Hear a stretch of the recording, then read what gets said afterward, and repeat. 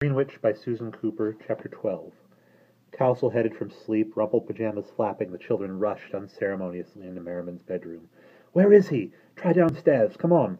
Merriman and Will, looking as though they had been up and dressed for hours, were calmly eating their breakfast in the long, low living room.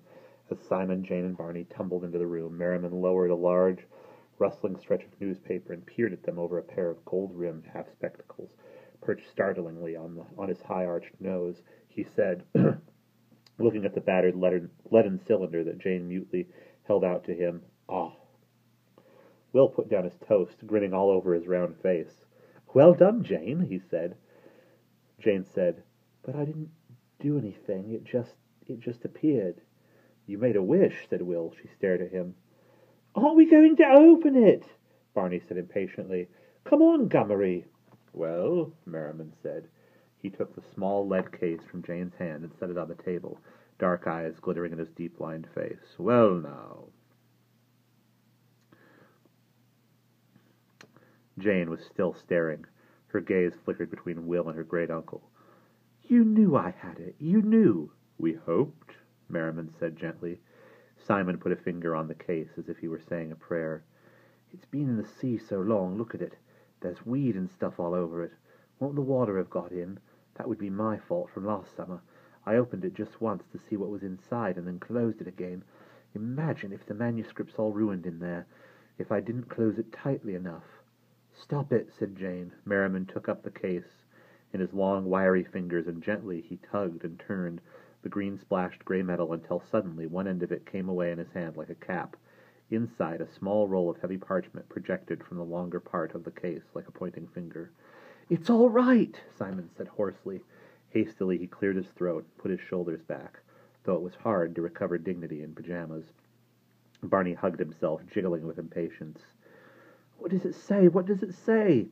Very slowly, and with immense care, Merriman drew the rolled manuscript from the little leaden case. He said, as he unrolled it gently on the table, flat under one large hand, "We shall be able to do this twice at the most, unless it is to crumble into dust. So this is the first time." His long fingers held the cracking brown parchment open on the white cloth that was covered with 2 blocks of heavy black marks. The children stared, dismay chasing horror over their faces. "But it doesn't say anything. There's not even a language. It's gibberish," Jane said slowly, more cautiously. "What is the writing, Gummery? Is there some kind of alphabet like that?" She looked without hope at the series of black marks, upright strokes, slanting strokes, single and in groups, like the random doodlings of a tidy madman. "Yes," said Merriman, "there is." He lifted the manuscript. He lifted his hand so that the manuscript rolled itself again, and Will, who had been looking over his shoulder, went quietly back to his chair. "There is an ancient alphabet called Ogham, not intended for our kind of writing. This is something like that, but still, it is a half-writing, a cipher. Remember, it cannot mean anything until we have the Grail. It was written to go with the inscription on the Grail, to show its meaning plain. The one will give light to the other." Barney wailed. "But we haven't got the Grail." "The dark," said Simon bitterly. "The painter." Then he stiffened, his face full of wild hope. "But we can get it. We can go and take it from his caravan. They took him to—" "Morning, morning!" Mrs. Penhallow came bustling in with a tray.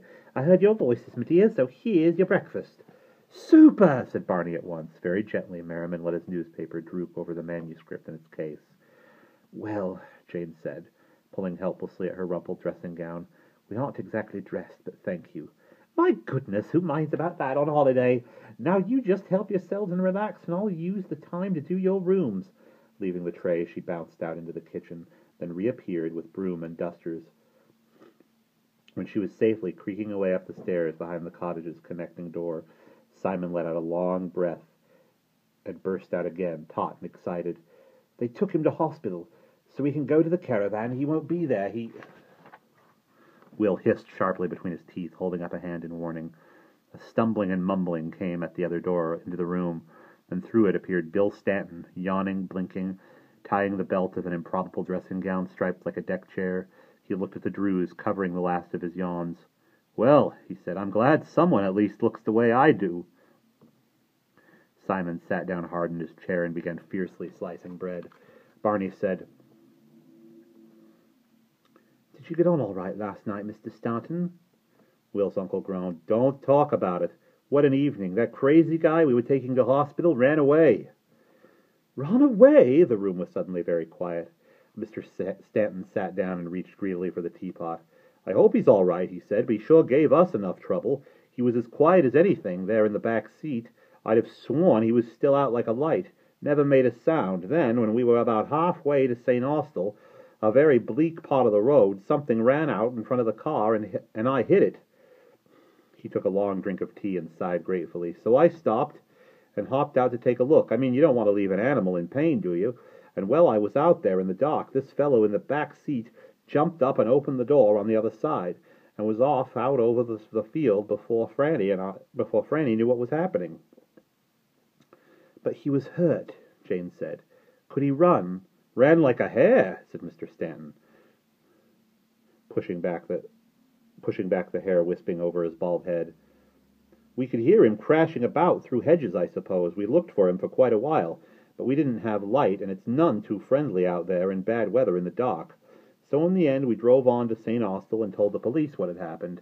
Fran thought we should, after getting Captain Tom to tell the Trewesick cop, though it turned out in the end he didn't, eh, Mary? We tried, Merriman said blandly. P.C. Trieger was out of the village. Well, the St. Austell constabulary thought we were nuts, said Mr. Stanton.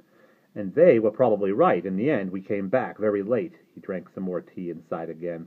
English-born though I am, he said plaintively, I do wish our good Mrs. Penhallow would make coffee for breakfast now and again. What was the animal you hit? Barney said. We never found a sign of it. I suppose it was a cat. It looked bigger. Might have been a badger, perhaps. By the way we were, though.